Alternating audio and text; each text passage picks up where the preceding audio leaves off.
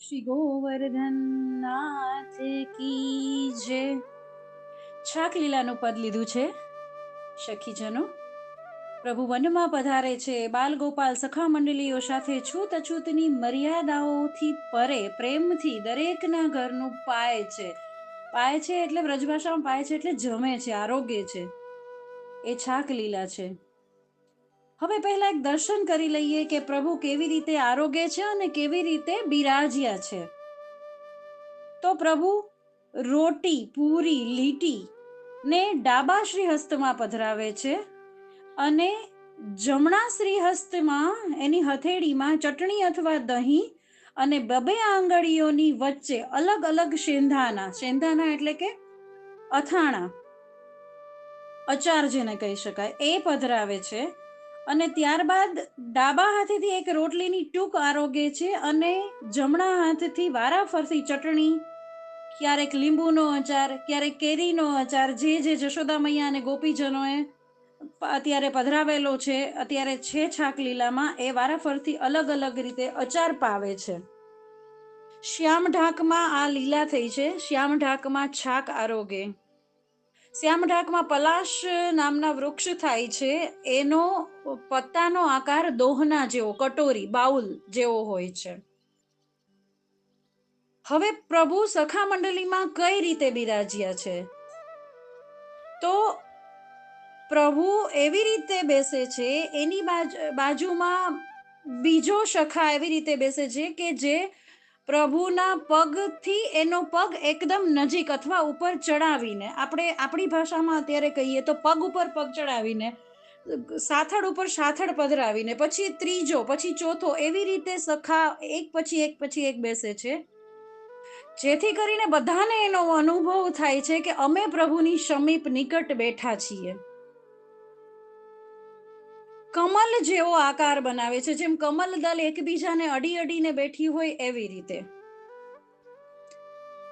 અને ક્યારેક બધા સખાઓમાં હોડ લાગે છે કે પ્રભુ તમે મારી પાસે બેસો, તમે મારા પાસે બેસો, તમે મારી સામે જુઓ, મારી સામે જુઓ.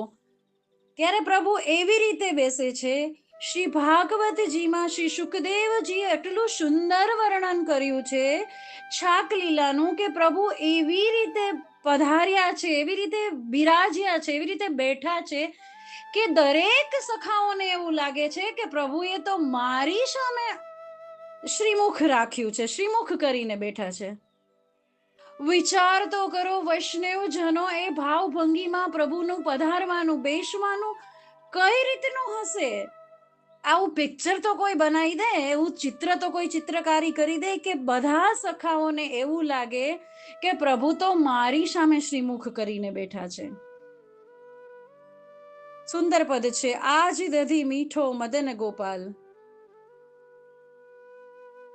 હું આમાં એવી રીતે લાઈન લઈશ કે એકદમ સરળવામાં સમજવામાં સરળ રહે. આને પાત બનાए दोना दिए सबन को बाट, जिन नहीं पायो सुनो मेरे भैया मेरी हथेरी चाट, भावत मोही तिहारो जूठो चंचल नयन विशाल, बहुत दिनन हम बसे कुमुदवन कृष्ण तिहारे साथ, એશો સ્વાદ હમ કબહુ ન ચાખ્યો શુન ગોકુલ કે નાથ. હવે બધી જ પંક્તિઓ, લીટીઓને એક સાથે એક સખા સુંદર છાસ લઈને આવ્યો છે, મઠ્ઠો કહેવાય વ્રજ ભાષામાં. હવે એણે કીધું કે આજે મારી માતાએ દૂધમાં બુરું મિલાવી પછી એમાં મેરવણ દધી નાખી અને મીઠો દધી જમાવ્યો છે. આજે સુંદર દધી છે, તો આપણે બધા આરોગશું. તો કે કઈ રીતે આરોગ્ય બધાના ભાગમાં આવશે, કઈ રીતે? તો પ્રભુનું નક્કી થાય છે કે પ્રભુ બધાને પહેલા દોનાની મેં જે વાત કરી એમાં પધરાવીને આપશે. એટલે પ્રભુ એ દોહના લઈ અને બધાને પધરાવે છે. આને પાત બનાએ દોહના દિયે શબન કો બાટ, બધાને બાટી દે છે.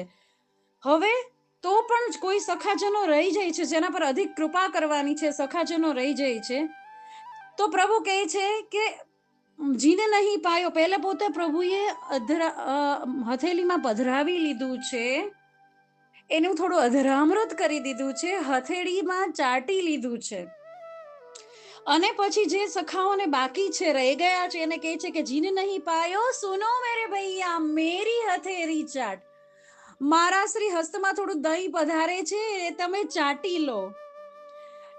એ પાઈને એ લઈને સખાજનો કહે છે, ભાવત મોહી તિહારો જૂઠો ચંચલ નયન વિશાલ.